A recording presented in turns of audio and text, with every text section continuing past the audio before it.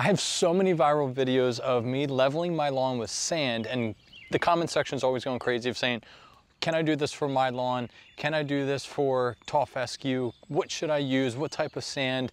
Can you do this with dirt? So I have a mini series. It's a 4-part series that's going to answer a whole bunch of different questions. So let's get into them. This is a mini series that's going to have 4 or 5 parts, and it's going to answer those questions in more detail. Be sure that you subscribe and follow along and comment your questions below. Part 1 and part 2 are going to be the prep work that you're going to need to be able to level your lawn the correct way.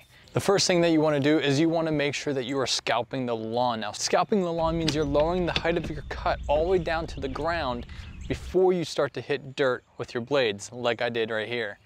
Now, do not scalp your lawn if you have a tall fescue or perennial ryegrass and there are crowns. If you scalp the crown, you're going to damage the lawn, and that's not going to be good. Kentucky bluegrass loves to be scalped. Bermuda grass loves to be scalped as well.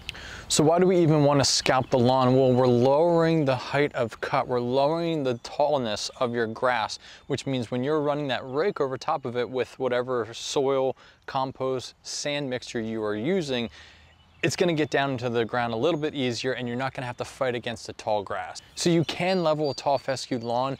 I would suggest that 1, you don't scalp it down to the crowns, and 2, when you are putting a material down, you're not suffocating the crowns, which also can promote disease and ruin your turf.